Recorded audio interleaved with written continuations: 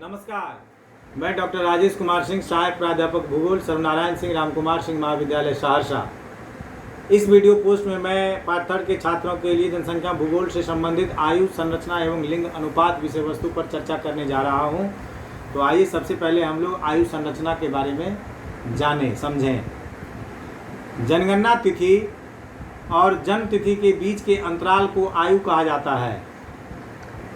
इसे पूर्ण वर्षों में दर्शाते हैं।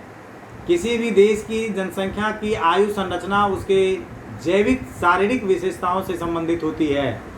मनुष्य की आयु उसकी आवश्यकताओं, कार्य क्षमताओं एवं विचारों को प्रभावित करती है। इस प्रकार आयु मानव की क्षमता का सूचकांक होती है। अतः आयु संरचना के अध्ययन से किसी राष्ट्र की जनशक्ति, निर्भरता अनुपात, सामाजिक आर्थिक क्रियाकलाप संबंधी जानकारी प्राप्त की जा सकती है, जिससे योजना निर्माण में काफ़ी सहायता मिलती है।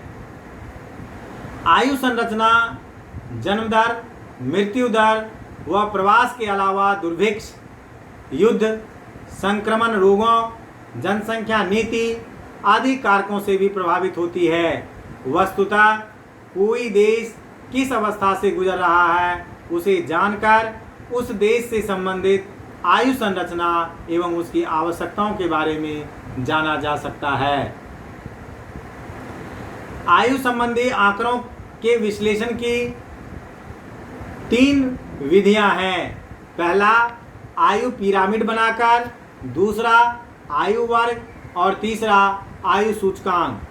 आइए सबसे पहले हम आयु पिरामिड बनाकर विधि के बारे में जानें, एज पिरामिड के बारे में जानें।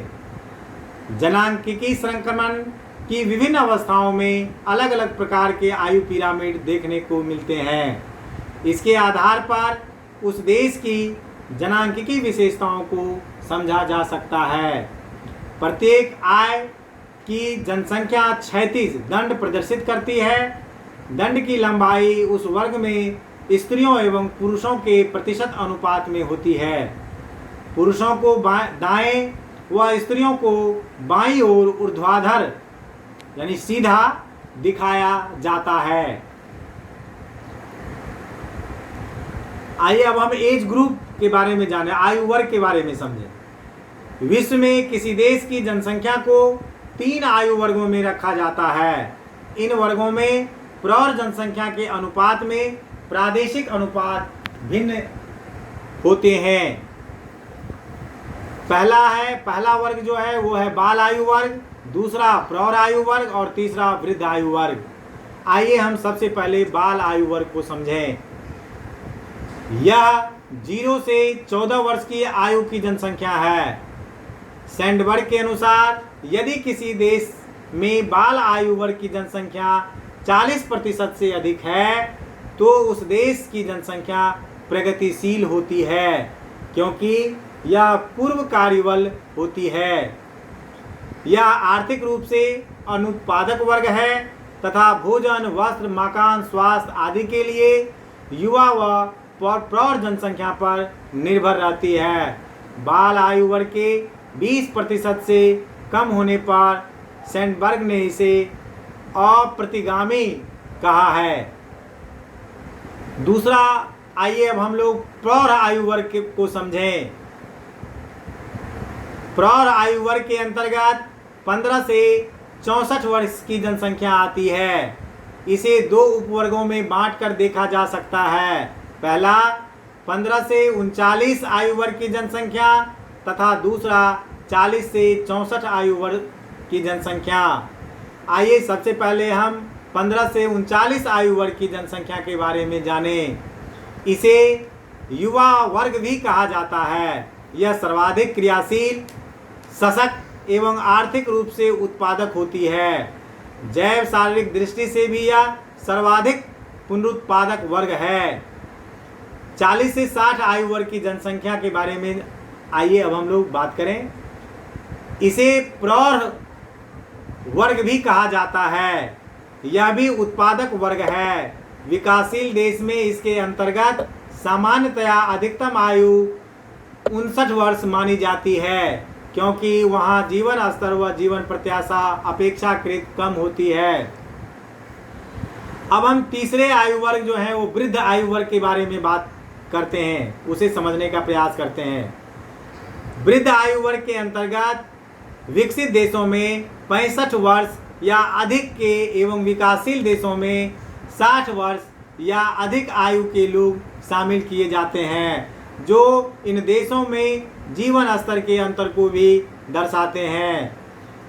सैंडबर्ग के अनुसार इस आयु वर्ग में 8% से कम जनसंख्या होने पर प्रगतिगामी जनसंख्या एवं 16% से अधिक होने पर अप्रतिगामी जनसंख्या कहलाती है।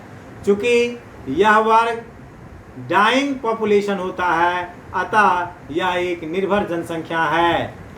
आइए अब हम आयु संरचना या आयु सूचकांक के बारे में समझें। इसे आयु सूचकांक को 3 भागों में बांटकर देखा जाता है। पहला, शिशु निर्भरता अनुपात बराबर बाल बटा प्रौढ़ इक्वल टू 0 से 14 वर्ष की आयु बटा 15 से 64 वर्ष की आयु। वृद्ध निर्भरता अनुपात बराबर बाल बटा प्रौढ़ बराबर 64 प्लस की आयु की जनसंख्या बटा 15 से 64 वर्ष की आयु की जनसंख्या। प्राश्रित या निर्भरता अनुपात बराबर बाल प्लस वृद्ध बटा प्रौढ़ बराबर 0 से 14 वर्ष की आयु जनसंख्या प्लस 64 प्लस आयु वर्ग की जनसंख्या बटा 15 से 64 आयु वर्ग की जनसंख्या। इन अनुपातों के अध्ययन से युवा व प्रौढ़ जनसंख्या पर शिशुओं व वृद्धों का भार ज्ञात होता है। अब आइए हम लोग लिंग अनुपात को समझने का प्रयास करें। लिंग अनुपात का तात्पर्य किसी जनसंख्या के सभी आयु वर्गों में कुल महिलाओं व पुरुषों के अनुपात से है, जो किसी प्रदेश के सामाजिक आर्थिक दशाओं का सूचकांक होता है तथा प्रादेशिक विश्लेषण के लिए उपयोगी साधन है। किसी भी प्रदेश के लिंगानुपात के अध्ययन द्वारा वहाँ की जनसंख्या वृद्धि दर, विवाह दर व व्यावसायिक संरचना जैसे जनांकिकी कारकों की जानकारी मिलती है। सामान्य रूप से लिंगानुपात को प्रति 1000 पुरुष में स्त्रियों की संख्या से ज्ञात किया जाता है। लिंगानुपात ज्ञात करने की 3 विधियां हैं। पहला प्राथमिक लिंगानुपात, दूसरा द्वितीयक लिंगानुपात तथा तीसरा तृतीयक लिंगानुपात। प्राथमिक लिंगानुपात गर्भधारण के समय गणना किया गया लिंगानुपात है। द्वितीयक लिंगानुपात के अंतर्गत जन्म के समय के लिंगानुपात को शामिल किया जाता है। इसे प्राकृतिक लिंगानुपात भी कहा जाता है। तीसरा तृतीयक लिंगानुपात यह जनगणना के समय का लिंगानुपात है। सामाजिक आर्थिक कारणों से विभिन्न आयु स्तरों में लिंगानुपात में अंतर देखने को मिलता है। लिंग चयनात्मक प्रवास से भी लिंगानुपात पर प्रभाव पड़ता है। शिशु स्त्री अनुपात निम्न विधियों द्वारा निकाला जाता है।